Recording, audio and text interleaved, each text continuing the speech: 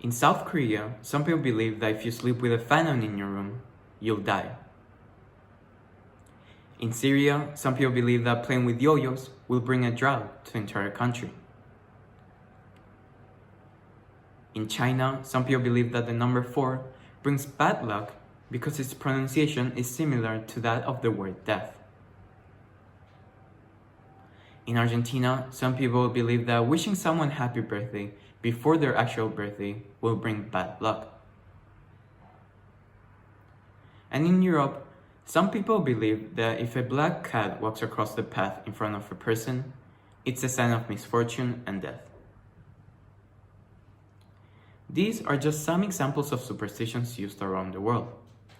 Superstitions are defined by the Merriam-Webster dictionary as any belief or practice that results from ignorance, fear of the unknown, trust in magic or chance, or a false conception of causation. Now, most of you may be saying that you're definitely not superstitious since you have no relation to those extreme beliefs.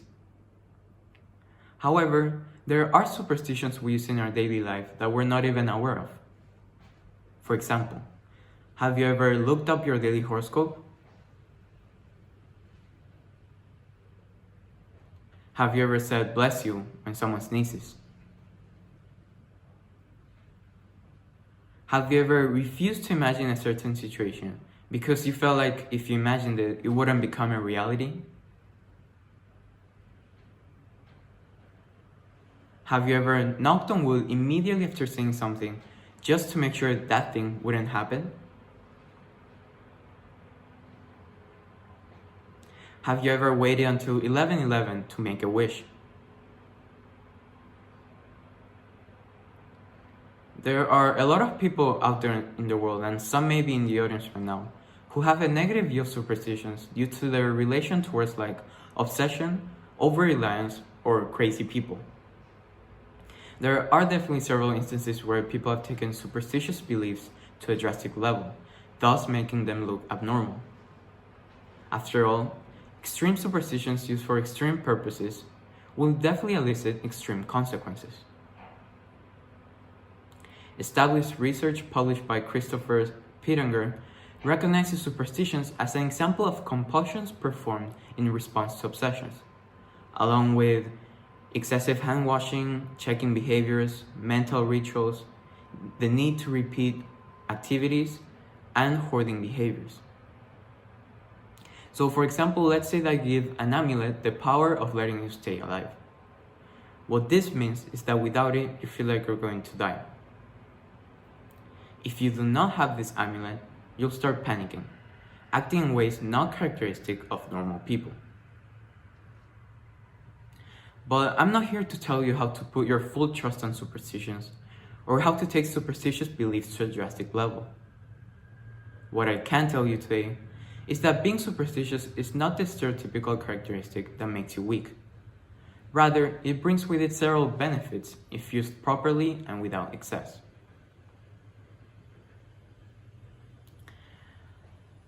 The definition addressed before clearly has a negative connotation to it.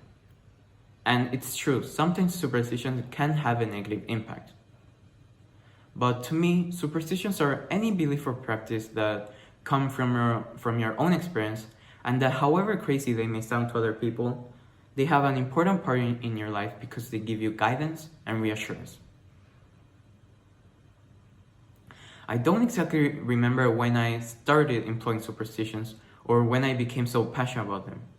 But at some point, I realized that whether it be in the classroom, at home, friend's house, or anywhere, there are a lot of factors that we cannot account for.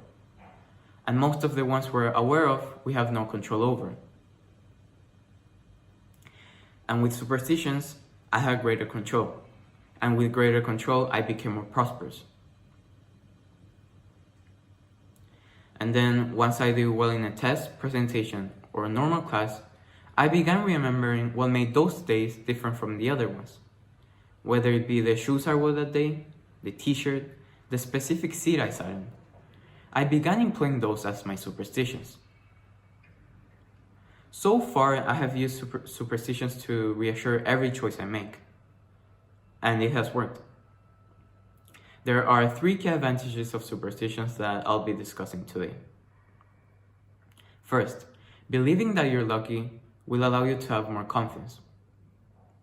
Engaging in some kind of superstitious activity in a high anxiety situation will allow you to perform better due to the decrease in anxiety. Jane Risen, an associate professor of behavioral science at the University of Chicago Booth School of Business, proved through an experiment that superstitions do actually change the way people behave. In her experiment, she separated 2 groups of golfers. One group was told that the golf ball they were using was lucky, and this group did significantly better than the other group since their perception of the ball reduced stress and increased confidence. Superstitions are mostly used or should be used to reduce uncertainty. Superstitions that give you confidence allow you to create an illusion of control that help you manage difficult emotions such as helplessness. Second, if you reach out to superstition, it means that you have not given up. For this TED Talk, I told myself that I would do an experiment. I decided that I would control one of my superstitions, which was the use of black clothing. So I woke up the day of the test, and I picked up a white shirt, jeans, and white shoes. Nothing black. I was waiting on the sofa, waiting for the bus to come pick me up, but time went by slower than usual. It wasn't like I didn't feel prepared, but I just felt like if I was wearing something black, I would be even more successful. So at the last minute, I changed my white shoes into black shoes. I guess that I can't consciously make myself do bad on a test. After giving it some thought, I realized that this reluctance from me to not wear any black is because I refuse to give up.